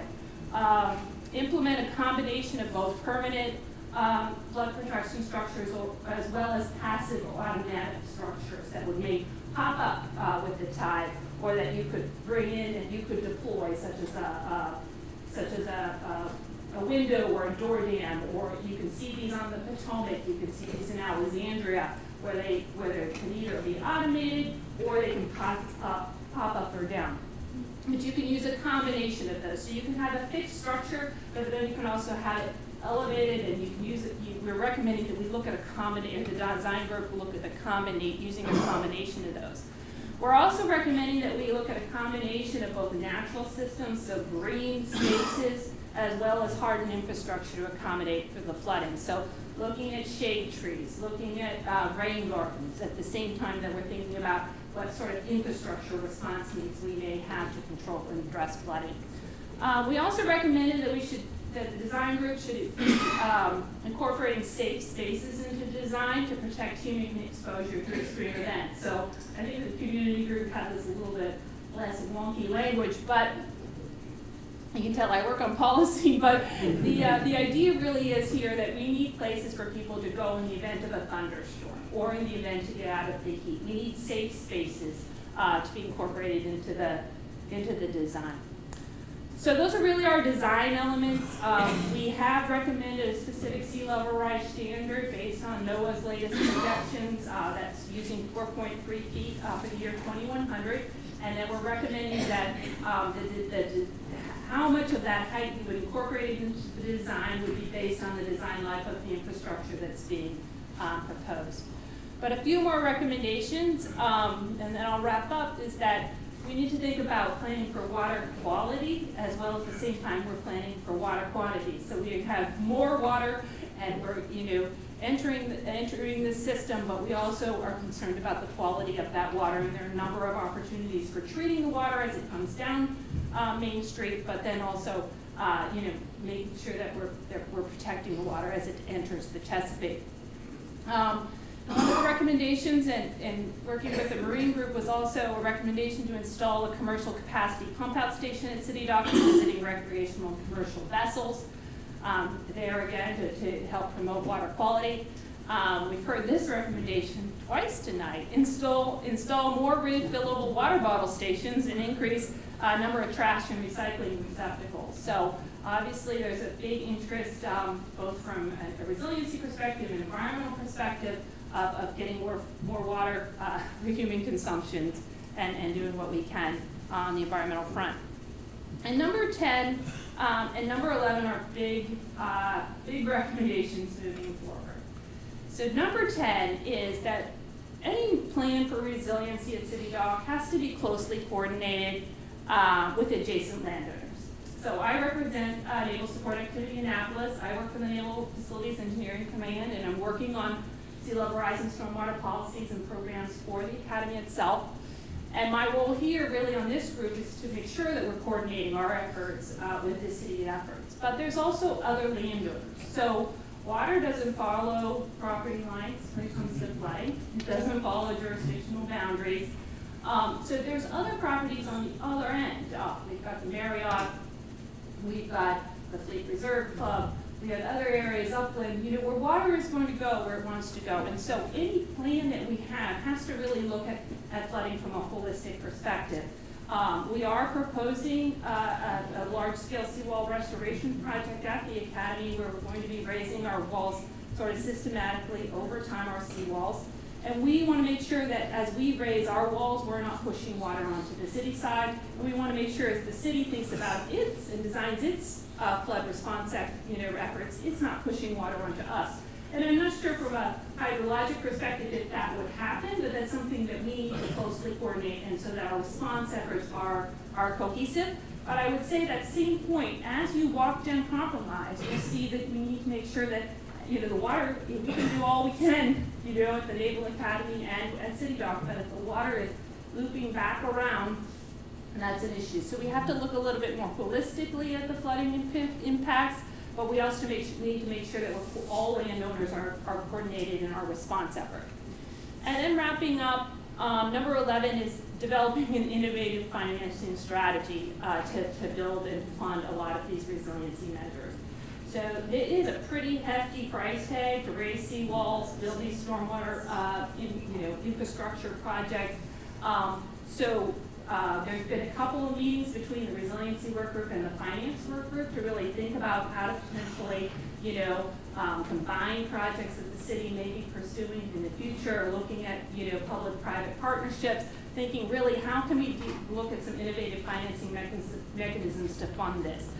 I can tell you I have worked with communities all throughout the state of Maryland in my career and up and down the Mid-Atlantic on sea level rise planning issues, and they are all facing the issue of how to fund and finance sea level rise response for their community. So we cannot here in the city depend on federal funding, federal grants, or federal finance or disaster aid to fund our programs. We really have to think innovatively about how to finance this moving forward. So I'm eager to hear from the financing group, but we recognize that moving forward on resiliency, we really have to think innovatively, not only about the design, but also the financing. So, just a couple pictures to wrap up. Eileen wanted me to make sure to include some pictures just for the reality check. Actually, I took that picture there after Hurricane Isabel. We often see the nice picture of everybody with their kayaks, rowing up Main Street. But there's been some other pictures, from Hurricane Isabel, I think that can really bring home the point. In the bottom right there, that picture was, I think 2 years ago at the boat show where folks were wading through water. So that was one of our high tide flood events. And then when we, in the upper right there, when we think about outdoor waterfront dining on the waterfront, I don't think they're interested in you're not interested in having your feet wet, but this really just shows you that we are vulnerable to these high tide flood events as well as these large-scale coastal storm events and this nuisance flooding. So it's affecting us today. These impacts are going to intensify in the future. We cannot escape it. We are really interested in continuing to a resiliency working group. We obviously recommend that we are going to have to continue working with the city and recommending solutions, but we hope the recommendations we provided to date will be helpful moving forward.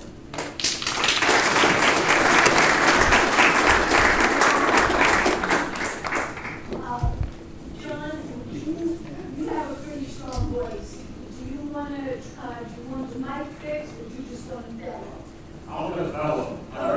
No one's ever confused me of being, or accused me of not being able to be heard, right, Ellen? A lot of people don't want to hear what I have to say. I haven't seen this presentation. I was down in the ocean this past week, put this presentation together, and Eileen was courteous enough to put it into visual. To hold your attention, we got the solution. So that's what we did. Right, Larry? We did. I got voted to be the chairman of this committee, but I'm able to support Larry Chanel with a very strong finance background. Sean O'Neill got the two L's there, very good. Sean, former president of the Annapolis Business Coalition, Elliot Powell, and Jim O'Hara, both builders and developers here in the community, and know a great deal about financing. So we've got a really good team. So what needs to be done? Well, you've heard what needs to be done. We've got to deal with resiliency. You just heard that presentation. Yep, we're going to do that. Going to flood-proof the city of Annapolis. We want to have user-friendly public spaces. Every group's talking about having user-friendly public spaces. We can do that. Hillman Garage. Boy, have you heard a lot about the Hillman Garage. We got to do something, and we got to do it now, right, Mr. Mayor? We got to do capital budget, right? We're going to do it. All done, right? And then we got to do something about Main Street. Main Street is only 25 years old, and it's falling apart. We got to fix it. And we can do that too. So we got short, intermediate, and mid-range goals here. Short term, we need to develop a strategic economic development plan which drives our infrastructure needs. We need a plan. A lot of talk, and that's good. Gotta have a lot of talk, but we need a plan. We've got to develop a strategic plan. We've got to know where we're going, and that's why we need this strategic plan. We've got to do that right away. We can do some things that we've already talked about as far as improving parking. We can improve the signage. We can talk about how we can get the cars in the right places, the short term, the intermediate term, the long term. We can do that fairly easily. We need to modernize that parking act. We've heard that from every committee. And we need some early victories. Early victories, very important. We need some early victories to show the public that this is not a plan that's going to sit on the shelf. We're moving forward. So, Mr. Mayor, we need some early victories. Intermediate term, we got to replace the Hillman Garage. A little bit more on the Hillman Garage a little bit later, but it needs to be appropriately designed and based on our strategic economic development plan. Another reason why we need to get that strategic plan underway right away. And we need to rebuild Main Street after we do the Hillman Garage. Let's get it right, get the sequence right. And then resiliency, that's mid-range, and that needs to be done. Okay, next slide. Immediate actions to facilitate these parking management things. All these little things that we've talked about by the parking committee and various other committees. We need to optimize our parking options. Signage, very simple things to do. Better signage. You know, we all know the name Hillman, but somebody coming in from Timbuktu doesn't know Hillman from Gavin. They might park in your front yard. Valet parking, all these things that we've talked about, or as far as doing some short-term parking improvements. Real-time circulator, improve that app. Demand-based pricing. These are all little things that can be done. Our estimated cost, thank you Eileen for putting this cost estimate together for us, $250,000. Mr. Mayor, we need the city to come up with $250,000 to do this.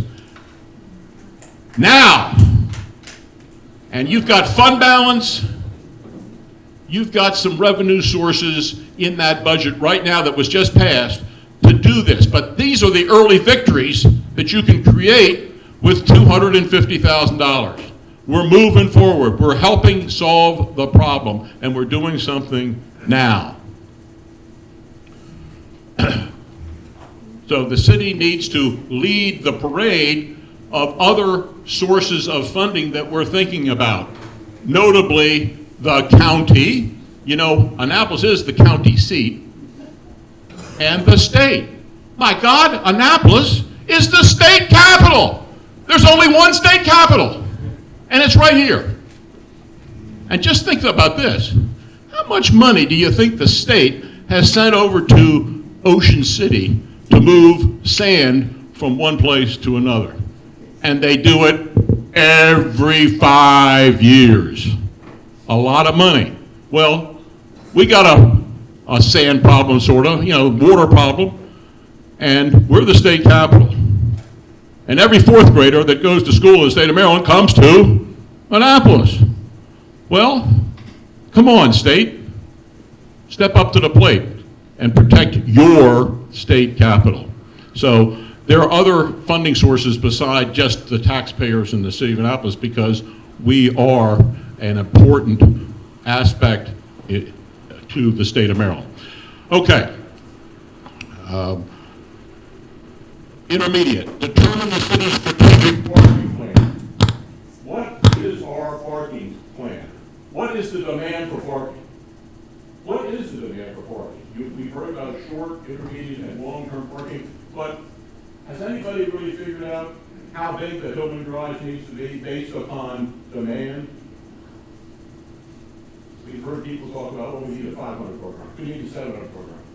Well, we need to find out how big a garage we need before we build a garage, because we don't want to build it too small, and we don't want to build it too big. We want to get it right size. Estimated cost of doing this study, maybe about $50,000. Again, city, I'm afraid we're going to have to step up and do that too. We got to be the seed capital to get this thing moving. The city needs to provide the initial leadership to generate this early action and have these early victories to show that we mean business. John, I think Mike went, so I'll take the mic. You'll have to bellow. Okay, no problem. Just change the slide for me. There you go.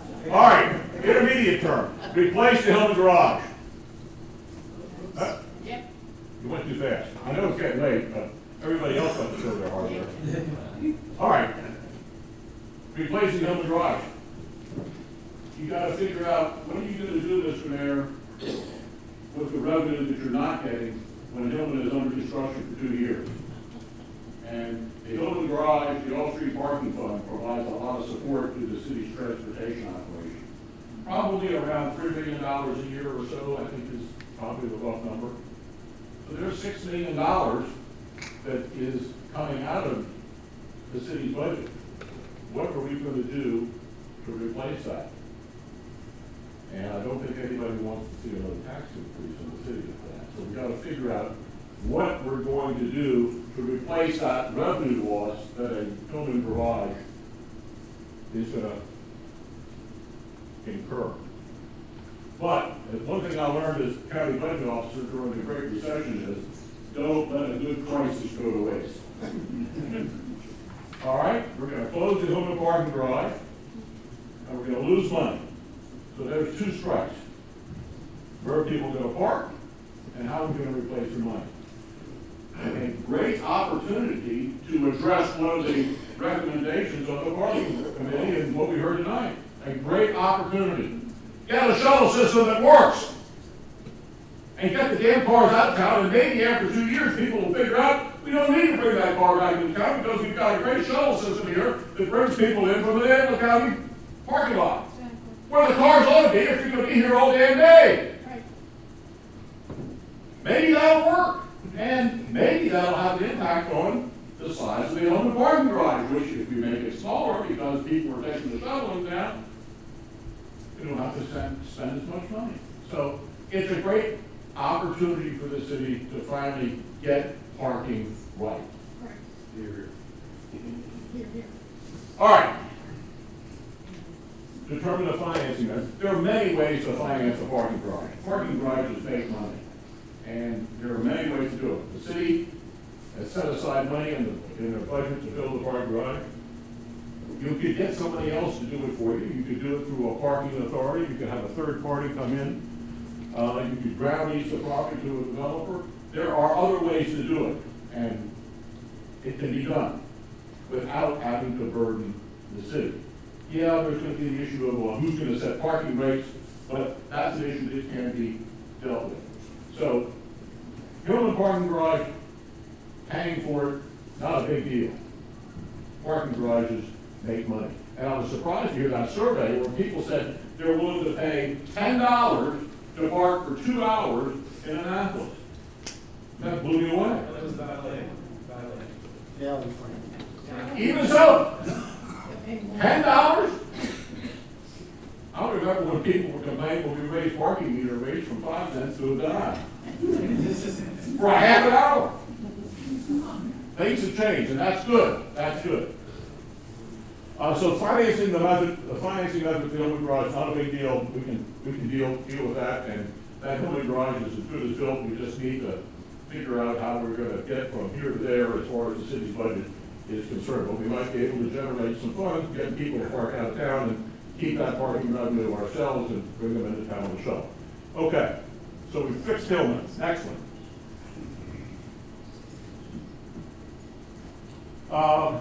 Enhance public space at the city dock. That's clearly a goal of this committee. More public space at the city dock. Do this walkway, more public green space, infrastructure as far as a drop-off zone for vehicles, buses. Get the Burness House flood-proof and repurposed. Estimated cost of doing all that is about $4 million. And we've got some help already on the way. Historic Annapolis Foundation has secured some grant funding from the National, I guess the National Trust, I believe, the National Park Service, I'm sorry.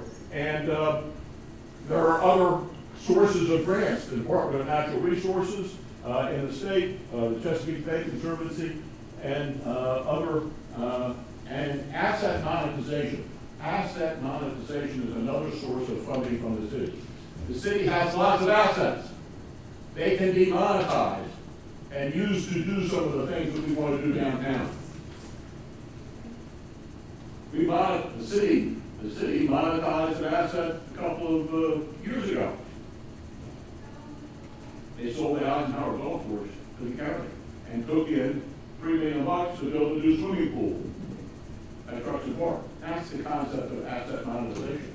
One of the things I'll read about in the paper is the mayor has an idea of monetizing his asset out there on Spa Road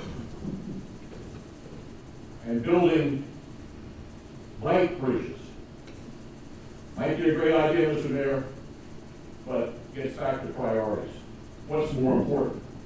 Fixing downtown Annapolis so it can survive into the 21st century, or building a bike bridge across Spa Road. When you monetize an asset, you got to think about priorities. You can't just single shoot and say, well, this is a good idea, we'll do that, and lose sight of the big picture. The big picture is, we got a problem downtown and it needs to be addressed.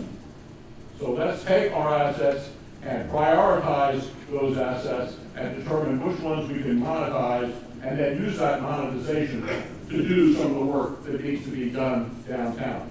And there are lots of assets.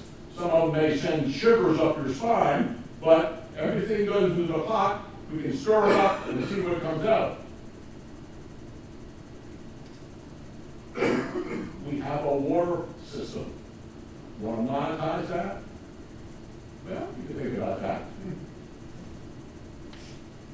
We have a market house. Everybody's talked over the years about monetizing that. There's been a lot of talk about it. But there are many other city assets that could be monetized. So that's a potential funding source. Okay, next slide. Resiliency. We're going to have to do something about the flooding. You just saw that presentation. We need to construct this 7 to 8 foot wall. And rebuild Susan Campbell Park to have this enhanced public space, maybe up here at the foot of Prince George Street. Estimated cost, I got $15 million on the slide. That's probably, realistically, might be a little low. The internet is a wonderful invention. I found this out on the internet. This is high tide tax. This is a publication put out by the Center for Climate Integrity Resilient Analytics.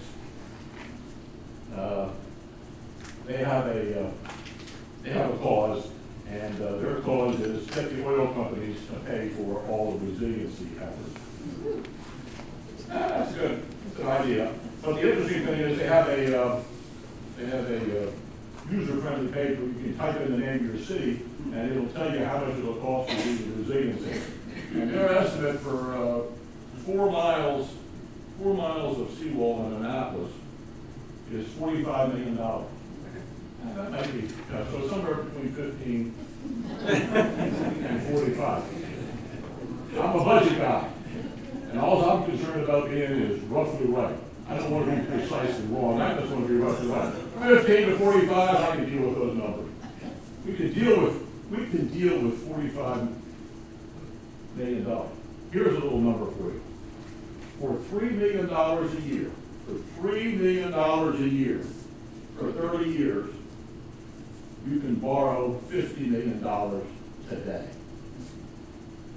That'll pay for the seawall. $3 million a year for 30 years gets you $50 million today. Well, where are we going to get $3 million a year? We're not going to get it from you. We're not going to get it from you if you live in Annapolis. We've got the county to help us. We've got the state to help us. And we can do some other things, like those asset monetizations.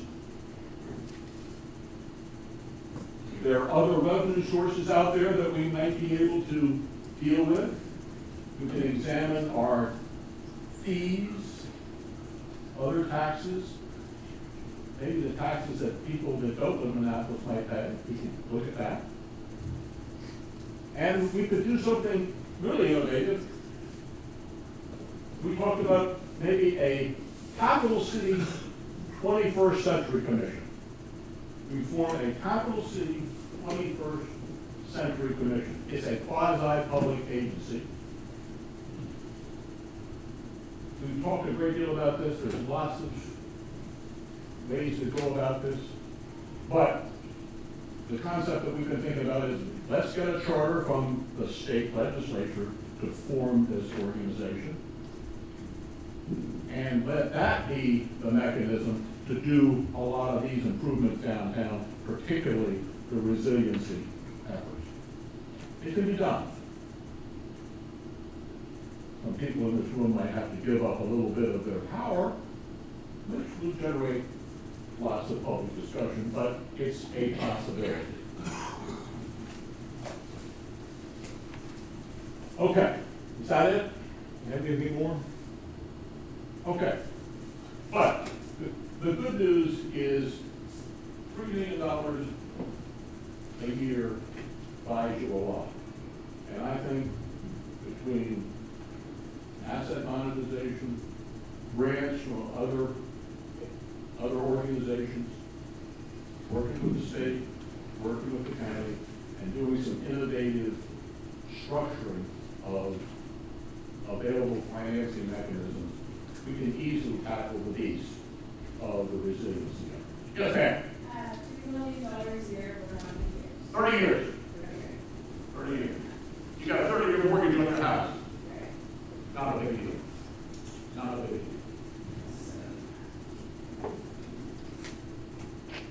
Okay, well, thank you very much.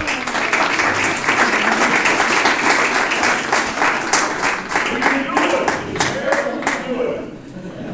We were going to break into groups, but I think there's not time for that. So let's do this. Let's just spend a couple minutes and ask each group or each table or anyone who has a thought, an idea, if you agree, if you disagree, and let's just go around the room rather than break it out into your teams because it's 25 to 9. Guys, this is I want to know how that dog legs stay up on that dog still in the design, when we strongly recommended. Nothing, we haven't changed the plan yet. They have it on their list. We need some funding. And they did the great thing when they stood up, they said, we as citizens, so I want her to say, we as voters, and I'm telling you right now, that dog leg does not belong. So make sure you heard that loud and clear. And then, you know, I heard a lot of recommendations about pedestrian and that kind of thing, which I think is great. I hadn't seen that covered before. I want to know, is that going to be vetted in some way by an engineer who says this is the number of people that would be walking across this at a certain time? I mean, there used to be people out there that we hired as engineers to tell us that. I want to make sure that we're not just saying, yes, we need to move that pedestrian over there, if we don't know how many people are actually going to be using it. So that's the only other thing I heard that I wanted to say. Good point. Okay. Resiliency, any thoughts? No, lots of thoughts? Mark? Show me money. I think you did a great job with the presentation, and starting off with this concept of an economic development plan or plan kind of laid out and partner with the city and state, or the county and state. I think it makes some sense because we're all in together. And the analogy of, you know, the 20% of it, I think that's a great selling point. Well, let me just say, we debated amongst the committee whether we want to get having the brass tax tonight. We decided, no, we don't want to get having the brass tax tonight. We want to just pay them for the whole picture. As I said at the beginning, I'm down in the city last week. Went to a couple of restaurants, a bar. There's a spot there. But every time I got to check, I noticed something on there. I have to send Ocean City sales tax. I know that's been talked about for now, but that's the kinds of things that I'm thinking about in order to pay for the community and an easy, low-lying fruit in that. Everybody hold your breath. A hotel tax. You know, none of you guys pay hotel tax. We're suffering from out of state. They're company. They're living in our living room. They don't pay for the privilege of living in our living room. So there's another revenue source. The county gets $14 million in hotel tax. The city gets $2 million in hotel tax. That's $16 million. $16 million at 6%. The other 1% of hotel tax, 7% goes to the conference and visitor center bureau and the arts council. So 6% gets you 16 million. You can do the math on why I'm so confident that we can come up with $3 million. Irene, thank you. My name is David Barker. I've had the great privilege of working with Zoe Johnson on this resilience team. My request to everyone is to take seriously the 4.3-foot sea level rise. We've argued quite extensively about what the right figure is, because it could be up to 9 feet, or it could be as little as a couple of feet. But that means an 8-foot seawall, and I hope that none of the groups can think that it will be safe to get away and deal with some kind of lower number. I think that the message that I have heard is to embrace the reality that is coming at us at really great speed. It's unprecedented in human history. And to plan for an 8-foot level above the present sea level for infrastructure, whether it's done by permanent infrastructure or some kind of movable structures. That, I think, is what I have learned from participating in this absolutely amazing process. Thank you. Thank you, David. Mr. Mayor. No, I just want to say that I'm really encouraged by Mr. Hammond's stuff because, you know, Mr. Sutherland, we all have great respect for this man here. He knows exactly what he's talking about. And Ellie will attest to the fact that we are in motion on a lot of the things that we're talking about. So how do we leverage the private sector? How do we get more creative on revenues? And how do we leverage our assets? So all the things that you mentioned are things that we started working on from day one. This is part of it right here, this group here. So we encourage very much by people, even though you look like you're screwing at the whole talk. Well, no one held the country head from prepared.